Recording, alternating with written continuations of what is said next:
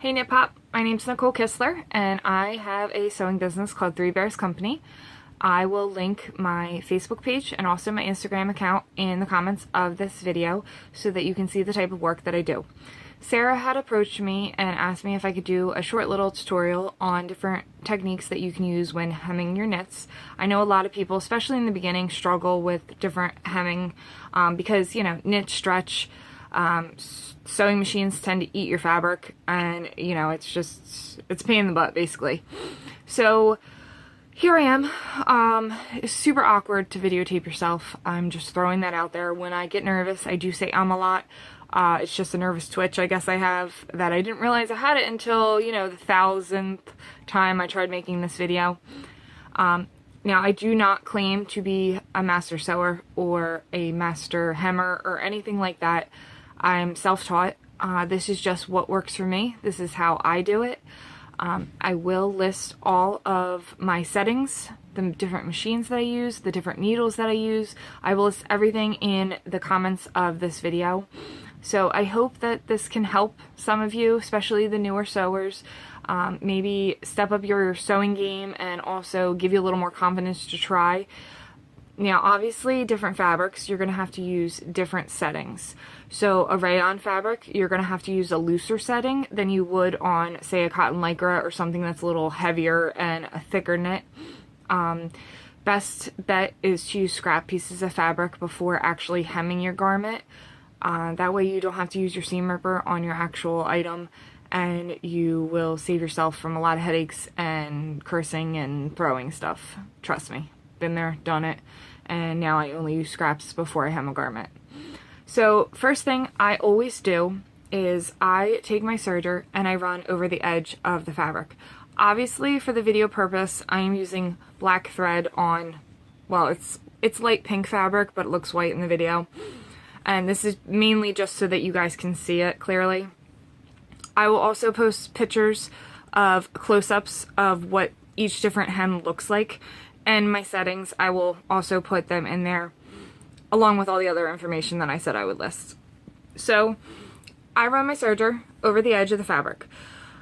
If you loosen your tension and your loopers, what this does is it keeps it stretch, but it also gives the fabric stability. A lot of knits tend to roll, and it can be a real pain in the butt when you're trying to hem. So if you just run it right over the edge, it gives it a little extra stability, and it also makes it easier so that you can feel it on the wrong side of the fabric as you're hemming the right side. So what I do after I serge is I pin. I pin all the way along, making nice even. This is an inch. You can do, you know, half an inch, however big your hem allowance is. For this purpose, I just did this. Now, disclaimer, I do not iron. I never have, I never will. I don't like irons. I burn myself. It's a mess. I burn fabric. I can't be trusted with an iron. So, I know a lot of people, they won't sew without an iron, but that's just not me. So after I pin along the whole fabric, the next thing we're going to do is we're going to do the double needle. So this is what a double needle will look like on the right side of the fabric. On the wrong side of the fabric, it's going to look like this. So this dark black right here would be the wrong side of, or your bobbin thread. That would be your bobbin thread for your double needle. And then the other black thread you can see here would be from the serger. So basically the serger on the edge just encases the fabric and makes it a little neater.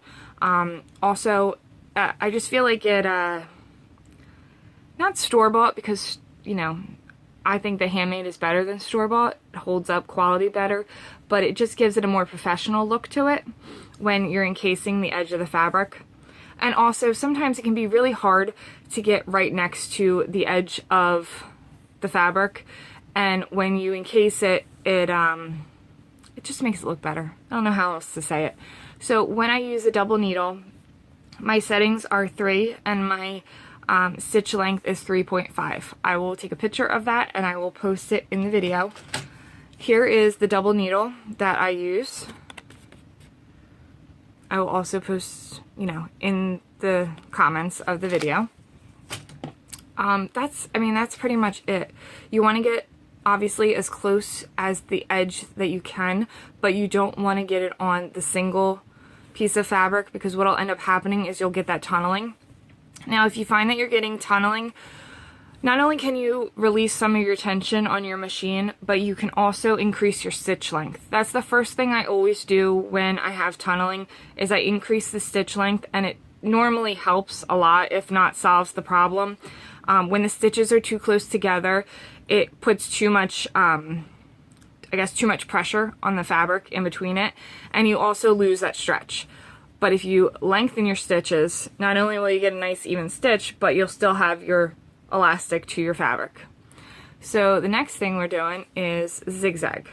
Zigzag is my least favorite. I think it looks very, what's the word for it?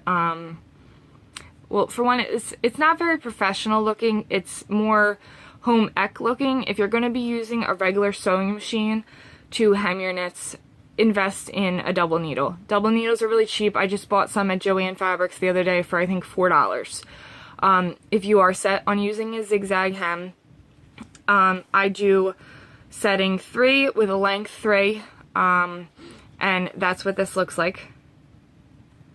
See right there? And then on this side, you want to get it as close to the edge without going on the single piece of fabric, so that you also can get the tunneling effect on zigzag. So this is what a zigzag stitch will look like. Now the next one is the cover stitch. This is what I use predominantly. I know cover stitches are expensive. If you don't have a sewing business, I waited years after I started sewing to actually invest in a cover stitch machine, and I can't recommend it enough. I mean, if you have to save up and get yourself a cover stitch machine, it really takes your sewing to the next level. So this is what a cover stitch will look like. On the inside, you can see you can get even closer to the edge on a cover stitch than you can on a twin needle. It also just looks a lot nicer. You can also do decorative stitches on a cover stitch machine. There's a lot of options. The one I have the Janome 1000 CPX, or yeah, CPX, and it has 3 needles. Honestly, I never use the third. I only use 2 needles. But if you're doing decorative stitch, you can use the third. So my stitch length is typically set at 2, 2, and 2. And then, so that's for the left needle, right needle, and the under looper. And then my stitch length itself is set at a 3. Differential feed is a 1.5. The only thing I ever adjust on my cover stitch, because I've played with it so much that now I'm afraid to touch it because it's working properly. Also, I find that needles make a big difference. For all machines, you need to use ballpoint or the stretch needles. They really do make a big difference. It makes a difference too the way your fabric washes. I find that when you use needles that aren't made for knit fabric, your fabric tends to rip in the wash, or rip after wear. I don't know why. That's what it does. So, like I said, it's just trial and error. This is what I found that works for me. So back to the cover stitch. So this is my cover stitch. Let me find my notes. Okay, so for cotton lycra, I use a setting of 4, 4, and 3. When I'm using a rayon fabric, I use a setting of 2, 2, 2. Now, obviously, I use a looser setting for rayon because the fabric is thinner. You want your stitches to be a little further apart, because if they're not, then there's too much tension on the fabric and it tends to gather and you get that tunneling look. I also find that cover stitches, I know the Janome 900 only has 2 needles. When you only have the 2 needles, they're set further apart. If you use 2 needles that are closer together, like for the 1000, there are 3 needles. So I use the left and the middle needle always, so they're closer together. There's less fabric to tunnel, so I don't have a problem with the tunneling anymore.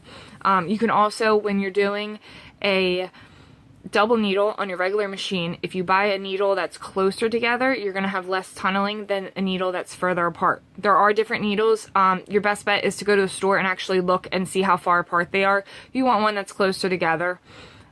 And so I just run, what I do actually is I put the flashlight setting on my phone and I put it right up underneath of where my fabric feeds through my cover stitch, and you can basically see through the fabric, so you can see where you're lining up the very edge of the fabric. This is going to get it nice and close to the edge. You can see how nice and close it is here to the edge of the fabric, but still not on the single edge of the fabric.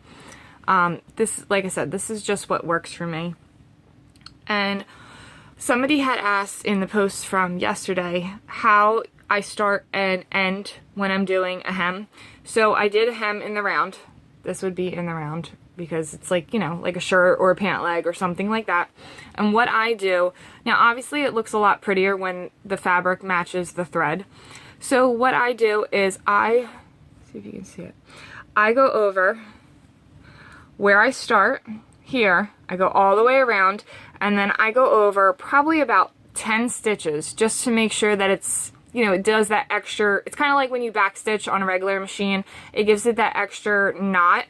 And then the inside, here's the 3 threads that would be left from the cover stitch. I just do a tight little knot and cut it off as close as possible. And what this does is it just reinforces and makes it so that your cover stitch doesn't unravel. I also do this if I'm using a double needle. I always knot off part of the fabric, or I'm sorry, part of the thread. You don't want to ever leave loose ends that could unravel in the wash. The worst is in the wash. That for some reason that, you know, thread wants to unravel in the wash, and, you know, you never want your hem falling out. I'm trying to think if there's anything else that we are missing. It's very hard. I tried videoing myself actually hemming and serging. It's next to impossible. I need 2 hands to sew. So I'm just hoping that this video can help you guys in any way possible. If you have any questions, you can always feel free to PM me. I have video chatted with many friends on while I'm sewing actually, and walk them through different techniques. I hope this video helps you guys, and I apologize for saying so much. I can't really help it when I'm nervous. But yeah, so those are just some of the techniques that I use. I hope this helps. Let me know if you have any questions. Like I said, I will post all pictures and even more settings and everything in the comments of this video. So that's it.